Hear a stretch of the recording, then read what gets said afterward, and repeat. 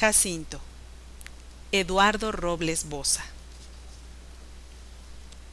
Abuelo, ¿qué es esa mancha que se ve en el jardín? Es la huella que dejó Jacinto antes de morir. ¿Jacinto? Te voy a contar, te voy a contar. A mi abuelo le gusta platicar, y esa tarde que paseábamos por el jardín de la casa, me senté junto a él para escucharle. Hace muchos, pero muchos años, tu bisabuelo plantó en ese lugar una ramita que con todo amor y cuidado se empezó a crecer. En un principio se veía sumamente frágil porque su tallo era muy delgado. Sin embargo, no se dejó vencer y luchó por salir adelante. Mi padre le ayudó a no desfallecer porque a veces se quería torcer. Le colocó unos palitos, sus muletas, diría yo, para enderezarle el camino, y de inmediato retomó el rumbo, siempre ascendente, siempre intentando crecer. ¿Y lo logró, abuelo? Porque me imagino que uno al nacer no sabe hacer muchas cosas, ¿no crees? Pero se aprende, y la ramita aprendió, porque pronto se convirtió en un robusto tallo, bien alimentado, del que brotaron las primeras hojitas, signo inequívoco de que estaba bien dotado para convertirse con el tiempo en un árbol. Y así fue. Sus raíces también crecieron y se extendieron por la tierra, sujetándose bien a ella. Del suelo aprendió a comer, pues recogía de esa tierra el alimento. Al principio su tallo era terso, como el de tu rostro, pero con el paso del tiempo se convirtió en un tronco y adquirió las huellas de la madurez,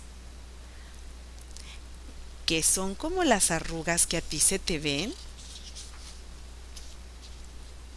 Muchas menos, tal vez. El hecho es que se transformó en un hermoso árbol, de cuyo tronco nacieron retoños que albergaron hojas y flores, muchas hojas y muchas flores que le dieron sombra al jardín y mucha felicidad a tu abuelo, que soy yo. Porque has de saber que cuando yo tenía tu edad, fue mi gran compañero de juegos y travesuras.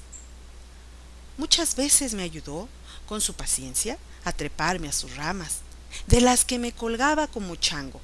Con él jugué a las escondidillas y a los encantados, y en él amarré unas cuerdas que me sirvieron de columpio para mecerme. Pero no se quejaba, nunca protestó. Al contrario, disfrutaba al verme reír. Bueno, eso creo. ¿Y nunca se hizo daño, abuelo? No, ¿qué va? Era un ser noble y paciente, y permitía que gatos y ardillas se le encaramaran. A todos los cobijaba en sus ramas, entre las que, por cierto, hicieron su nido decenas de pajaritos.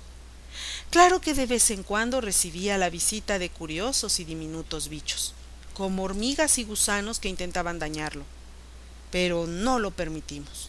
Me acuerdo de que me apuraba a ponerle mertiolate y curitas para aliviar sus heridas. Y mi padre se enojaba mucho porque al día siguiente, cuando de mañanita iba a visitarlo, lo encontraba todo parchado. No, en realidad era muy sano. Lo que pasa es que se dejaba querer. ¿Comprendes? ¡Qué lindo! ¿Y por qué le pusieron Jacinto? Fue la idea de mi padre. Cuando el árbol de mis juegos empezó a envejecer, lo bautizaron. No sé. Me imagino que tu bisabuelo creyó que era un nombre apropiado para los años del árbol, porque para ese entonces ya su tronco se había arrugado. Es el tiempo que no pasa en balde. Con decirte que se fue quedando calvo. ¿Mi bisabuelo? Tu bisabuelo y el árbol, los dos parejo. A Jacinto se le cayeron las hojas y ya no retoñaron. Yo también había crecido, como es natural, y recuerdo muy bien el día en que lloré recargado en su tronco, bajo su sombra, en este mismo espacio, cuando tu bisabuelo nos abandonó y se fue al cielo. Llegué a quererlo tanto. Porque era tu padre, ¿no es cierto? Y un amigo. Él me enseñó a respetar la naturaleza y preservarla. Por eso me hice cargo de Jacinto. Fue así que noté que sus ramas le pesaban, como le pesaban los años. Yo ya era un adulto y él un viejo. Platiqué muchas veces a solas con él y le conté mis dudas, mis sueños, y juntos recordamos los momentos que habíamos pasado. ¿Y qué ocurrió después, abuelo? ¿Por qué ya no está aquí plantado? Jacinto se resistía a morir y se aferraba a la tierra, como desesperado. Pero lo vencieron el tiempo y la fatiga, y una tarde de octubre, me acuerdo, se vino abajo. Cuando lo encontré, aún se sujetaba al suelo. Sus raíces se negaban a abandonarlo.